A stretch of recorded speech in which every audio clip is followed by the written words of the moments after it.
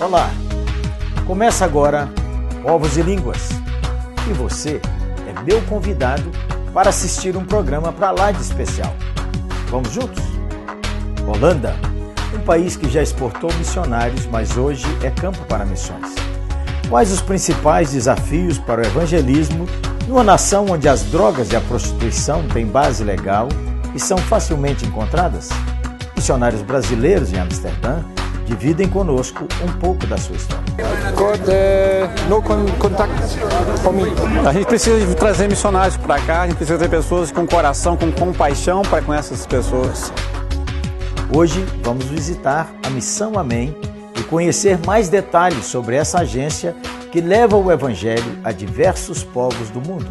O obreiro da igreja que ele vem ser treinado aqui na base, passar esse tempo de orientação aqui na base, ele recebe, obviamente, um ambiente de casa, um ambiente de família, do qual nós chamamos de família da UEC.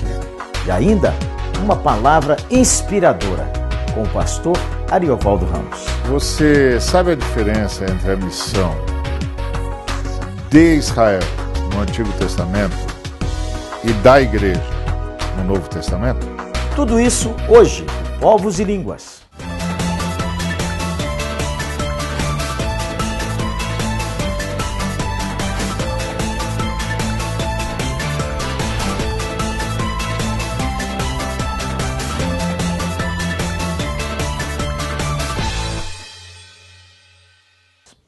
O programa começa com uma matéria muito especial. Vamos conhecer a Holanda, entender a dinâmica do país e o dia a dia de uma família de missionários, suas lutas, seus desafios, sua visão.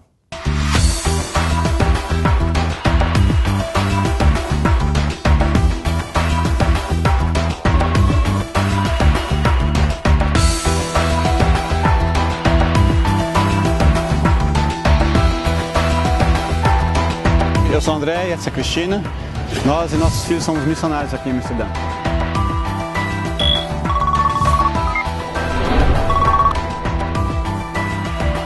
Bom, aqui é o lugar onde a gente vive, eu e minha família. Aqui é a nossa base, a base da nossa agência missionária. Aqui é onde a gente tem o nosso ministério, é um lugar bom. Quero dar uma volta com vocês para mostrar um pouco dessa linda cidade que é Amsterdã.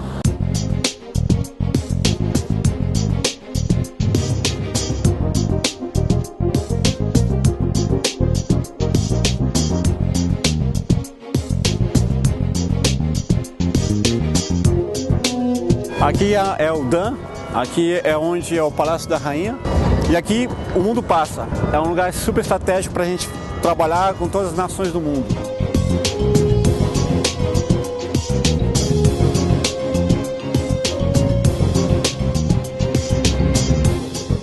Essa aqui é uma igreja desativada. Aqui agora está acontecendo uma exposição de fotos. Não é a única aqui na Europa, aliás, a Europa foi um dos berços do cristianismo e, como todo mundo sabe, está se perdendo muitos valores nesse continente. E é muito triste ver isso, porque em vez de ser um agente influente, está sendo tomado por outros valores. Ali é o coffee shop. Ali jovens vêm e usam a maconha livremente, pode comprar livremente, sem problema algum. Não há nada ilegal nesse sentido aqui. Então você anda na cidade sentindo o cheiro da maconha.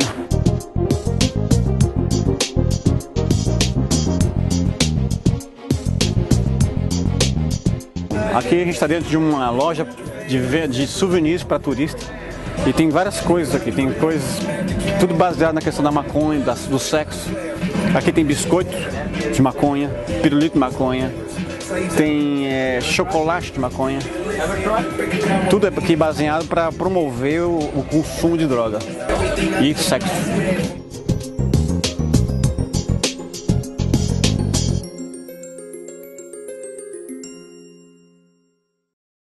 Está anoitecendo aqui, a gente está se preparando para o evangelismo. A gente vai fazer um trabalho com os moradores de rua aqui de Amsterdã.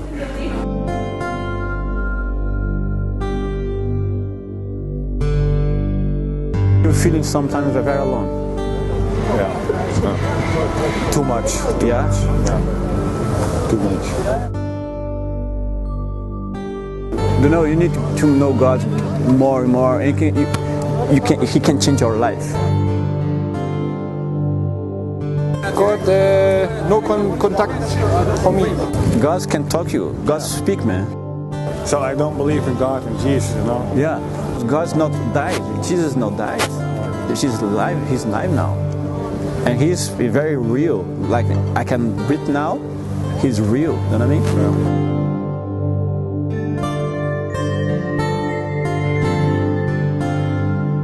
Então a gente terminou agora com o nosso evangelismo com os moradores de rua.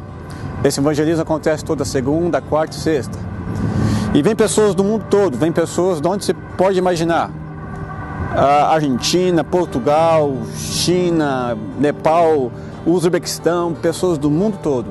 E essa noite foi uma benção porque uma pessoa aceitou Jesus. E o que é muito difícil, porque aqui o evangelismo, para você falar de Jesus, você primeiro tem que ser amigo. E Deus abriu as portas assim para que a gente pudesse falar de Jesus com uma pessoa. Essa pessoa foi muito aberta e agora precisa ser acompanhada. E o primeiro passo foi dado. Ele já está aí com o coração todo aberto para Deus. Então aqui a gente está entrando num dos lugares mais tristes da cidade, que é conhecido como o Distrito Vermelho.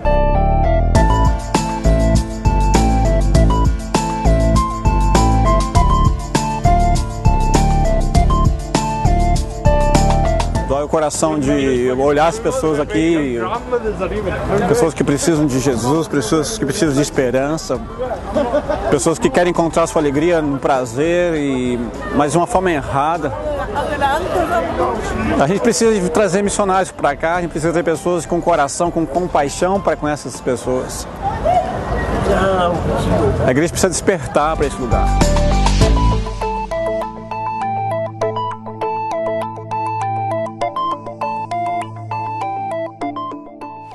Abençoa o Senhor em mim, Deus. Nós te louvamos no nome de Jesus, Deus. Amém. Amém. Amém. Nossa família é uma família que está junto com a gente em missão. Não estou somente eu, não é o André que representa a missão. Por exemplo, Cristina, quando eu conheci Cristina já estava atuando em missões, ela já tinha um trabalho em missões. Também a questão dos filhos às vezes traz dificuldades, né? Pensando no ensino deles. Né? A gente viajando muito, mudando de lugar, fazendo os trabalhos em lugares difíceis, onde não tem acesso à educação, eu tive de ensinar as crianças, né, os nossos filhos todos em casa por 12 anos. Por 12 anos eu fui o principal professor das crianças. E hoje aqui em Amsterdã estamos vendo os frutos disso. Foi um tempo difícil, mas hoje os meninos têm a oportunidade de entrar em faculdade. O bom de crescer em missões é que você adapta facilmente a novas culturas e você também conhece mais amigos. Por outro lado, foi difícil também despedir dos amigos que eu já tinha feito. De todos esses lugares, eu gostei da comida mais de Nepal, o momo. É tipo pastel, só que cozido. Eu estou estudando design gráfico, porque os meus pais trabalham com filme e nós viajamos muito, então eu podia ficar mais tempo com eles e eu gostei dessa área, então eu fui estudar isso.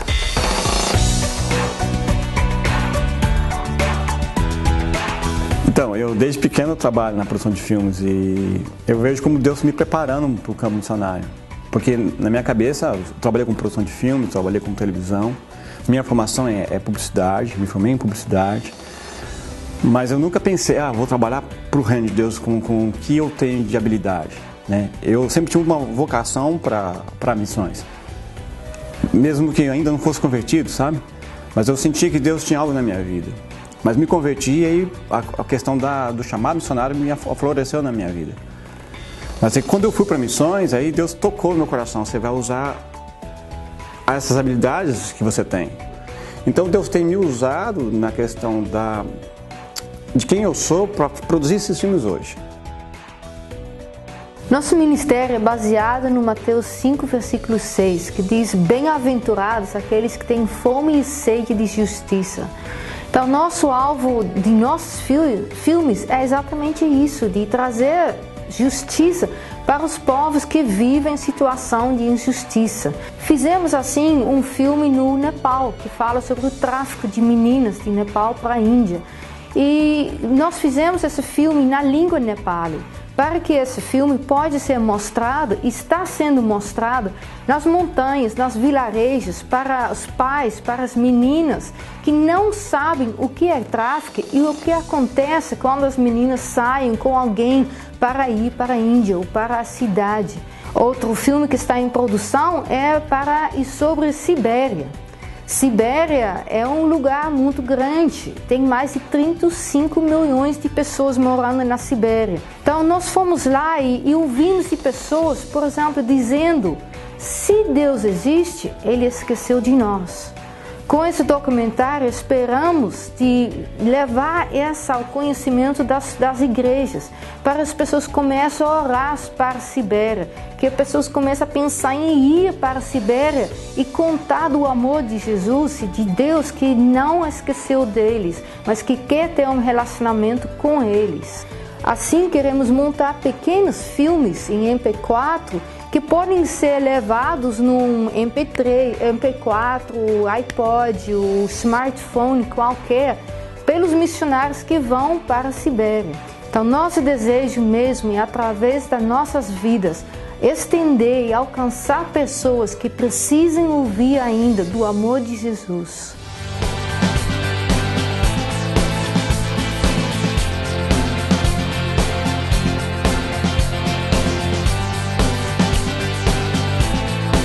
Bom, eu espero que esse material que vocês viram, esse vídeo que vocês assistiram, possa encorajar a igreja brasileira a enviar missionários ao redor do mundo, que possa sair das quatro paredes,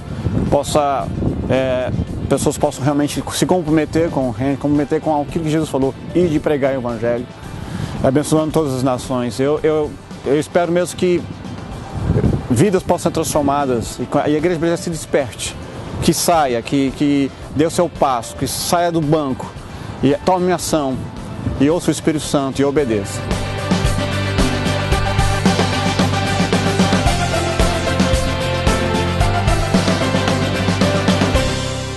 Ore pela igreja holandesa e pelos missionários e evangelistas que estão lá, na linha de frente. E daqui a pouco você vai conhecer a Missão Amém, gente que respira o Evangelho.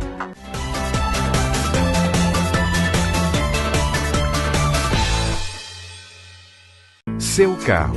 Ele está com você todos os dias. Ele facilita a sua vida. E nós facilitamos para que você nunca fique sem ele. Assistência e seguro automotivo. 24 horas por dia, 7 dias por semana. Uma solução completa e inédita que cabe no seu bolso. Carro reserva, condutor livre, sem avaliação de perfil. Assistência de verdade como você nunca viu. Trust. Seu carro seguro, sempre. trustassistência.com.br.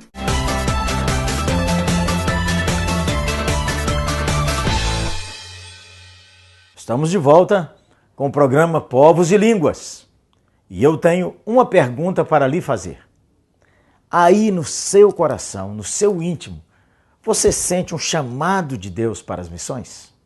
Então, convido você a conhecer uma agência que fornece suporte, apoio, treinamento em vários lugares do Brasil e do mundo. É a Missão Amém.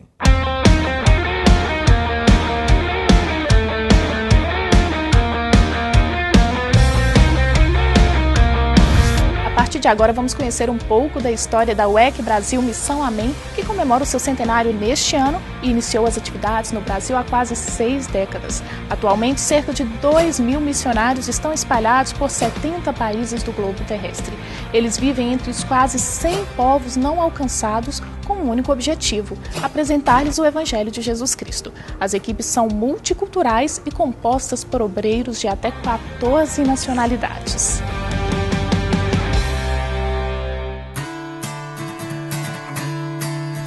Deixar casa, profissão e até mesmo a família para servir ao próximo.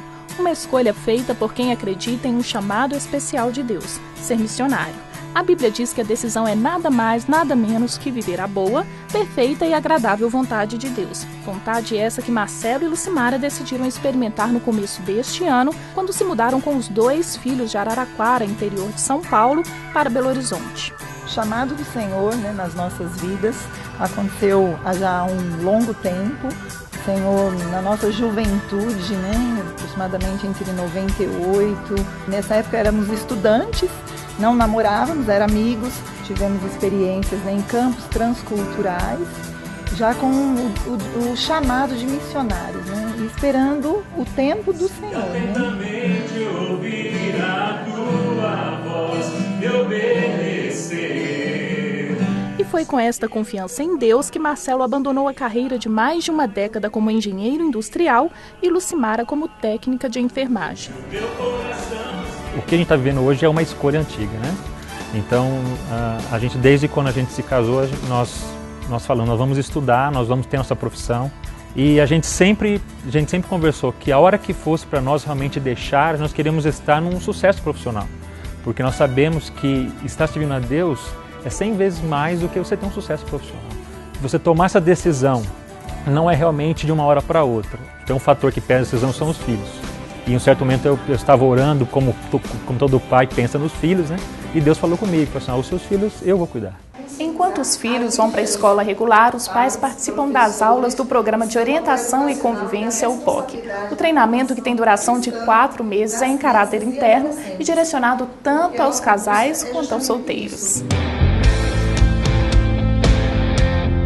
Tiago tem 27 anos e desde os 18 está na linha de frente da evangelização dos povos. Apesar da pouca idade, o jovem já tem destino definido. Eu converti em 2002, depois de 2 anos, Deus me chamou para ser missionário. Desde então tem cerca de 9 anos que eu estou nessa caminhada. Então, em 2014, eu devo ir para um país de língua inglesa para aperfeiçoar o inglês. E, consequentemente, em 2015, eu vou para o Camboja trabalhar lá no longo prazo.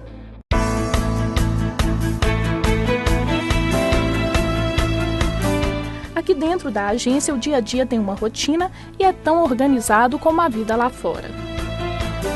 Um obreiro da igreja que ele vem ser treinado aqui na base, passar esse tempo de orientação aqui na base, ele recebe, obviamente, um ambiente de casa, um ambiente de família, do qual nós chamamos de família da UEC, Nós somos uma família no mundo inteiro e aqui na base ele vem para esse ambiente de família. A solteira, por exemplo, ela tem o seu quarto, ela compartilha o quarto com a outra solteira. A família tem um espaço para os filhos, E esses missionários pertencem à igreja. Então nós respeitamos a individualidade do solteiro, da solteira que vem e também desse bom ambiente familiar, Porque nós, como missionários que trabalhamos na base, na área de treinamento, nós recebemos outras famílias, E acolhemos eles como famílias. A vida do missionário no campo é como a de outra pessoa qualquer. Ele enfrenta doenças, decepções e até dificuldades de adaptação à cultura e gastronomia do país. Os principais fatores de retorno de missionário no campo é justamente a falta de conhecimento de si próprio e da relação com o ambiente onde ele está, principalmente com relação com outras pessoas. Estatisticamente, entre missionários transculturais, um dos maiores índices de retorno de missionário é problemas entre a equipe, por incrível que pareça, Claro, existem fatores aí de saúde, fatores de políticos são relevantes também. Questões de falta de preparo é um dos principais problemas também de retorno de missionário. Mas o missionário que ele não conhece a si bem, ele não se relaciona bem com as pessoas, é um dos grandes motivos de retorno de missionário. Não se esqueça que a agência apenas capacita o candidato. O envio e a manutenção do missionário no campo fica a cargo da igreja local, que define quando e para onde deslocar o obreiro. E a gente destaca que o missionário ele não é da missão, ele não é da UEC, é o missionário da igreja. Ele é enviado pela igreja, é o corpo que envia. Então esse missionário, nossa responsabilidade é cuidar dele lá, para que ele seja bem cuidado no campo.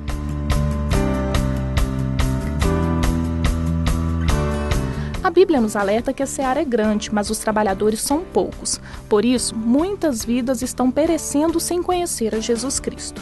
E tem um detalhe: um missionário não pode ir a campo descoberto financeira e espiritualmente. Eu gostaria de fazer um apelo mesmo para a igreja do Senhor, Não a igreja denominacional, mas a igreja do Senhor, para que ela envie os vocacionados que estão na igreja. Nós temos percebido que os missionários estão aí, estão trabalhando na igreja, servindo na igreja, às vezes eles têm um desejo de servir em um campo transcultural e a igreja está aí. A igreja brasileira hoje é uma igreja forte teologicamente, forte missiologicamente na área evangelística. Eu costumo dizer que nós brasileiros nós temos a cara de missões. O brasileiro, onde ele vai, no mundo inteiro, ele é muito bem aceito.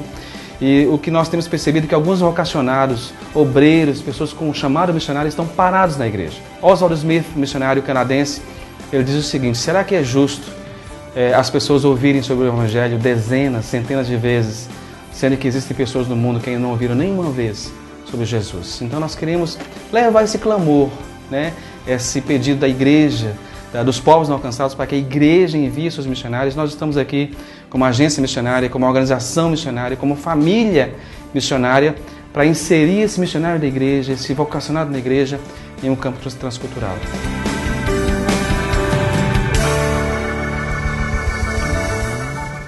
Maravilhosa matéria, não é mesmo? Se você quer fazer contato com a Missão Amém, o telefone está aqui no seu vídeo. Ligue e eles vão lhe atender e orientar com todo carinho. Em instantes, uma palavra que vai tocar seu coração. Fique ligado.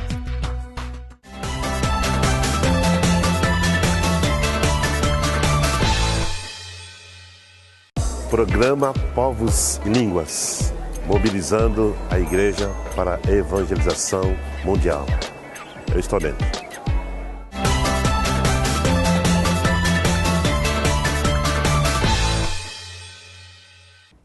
Você sabe a diferença entre a missão de Israel no Antigo Testamento e da igreja no Novo Testamento? Você pensa que é a mesma coisa, né? Pois é, não é. Não é a mesma coisa. Parece, mas não é. Aliás, o que tem de semelhante é que tanto a missão da igreja no Novo Testamento, quanto a missão de Israel no Antigo Testamento, estão centradas em Cristo, mas de maneira diferente. A missão de Israel era uma missão na história para o bem da humanidade. A missão da igreja é uma missão na humanidade para o bem da história. Você não entendeu? Vou explicar. Qual era o papel de Israel? O papel de Israel era trazer a criança prometida para dentro da história. Sim, porque lá em Gênesis 3,15, lembra de Gênesis 3,15, né? Lá onde Deus prometeu que uma criança esmagaria a cabeça da serpente e traria libertação para a humanidade. Lembra disso? Pois é, essa criança tinha de vir para a história, não é? Como é que essa criança ia lutar a nossa luta fora da nossa história? Não ia. Então, Deus tinha, o Espírito Santo tinha de trazer a criança para dentro da história. Para isso, Deus formou Israel. Porque Israel foi formado, né? Não era uma nação entre as nações. Deus formou Israel. Formou. Chamou Abraão e formou a nação de Israel com um objetivo. Qual? Trazer a criança para dentro da história. Por isso, meu amigo, por isso, minha irmã, Israel tinha de ir para uma terra e ficar lá. Por quê? Ora, porque a criança tinha endereço para nascer. O profeta Miqueias, no capítulo 5, disse que a criança nasceria em Belém Efrata. Ora, isso significa que Israel tinha de estar lá, né? Israel tinha de estar na terra que engloba Belém Efrata. Então Israel tinha de ir para a terra e ficar lá, porque lá nasceria a criança lá entraria na história para o bem da humanidade. E sabe de uma coisa? A trancos e barrancos, Israel cumpriu a sua missão. A criança veio. A grande dificuldade de Israel foi ficar na terra. Aliás, tudo que Satanás fez contra Israel foi para que eles fossem expulsos da terra. Porque se eles fossem expulsos da terra, não tem criança. Não tem lugar para a criança nascer. A criança não nasceria. Então Israel tinha de ir para a terra e ficar lá. Por isso que as recompensas de Israel são terrenas. Terrenas. Comer o melhor da terra, etc, etc, etc. Já o papel da igreja é diferente. O papel da igreja é pegar a criança que veio para a história e levar para toda a humanidade. Por isso, Israel tinha de ficar, a igreja tem de sair.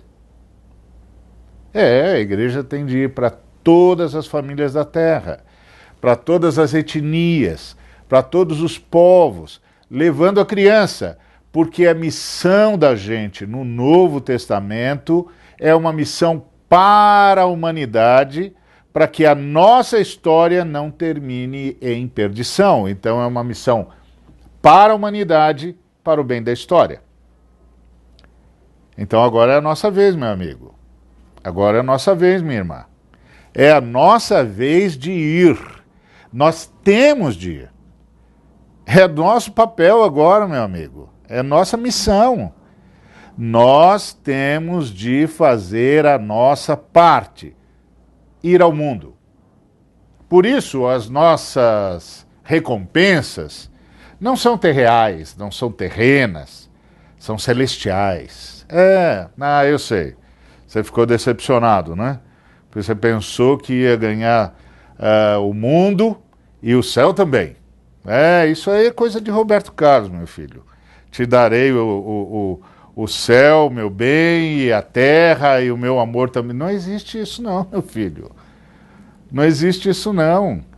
Nosso papel é ir para todas as nações. Nossa recompensa é eterna. Nosso papel é para a humanidade, para o bem da história, para que a história não termine em perdição. Qual é a sua parte?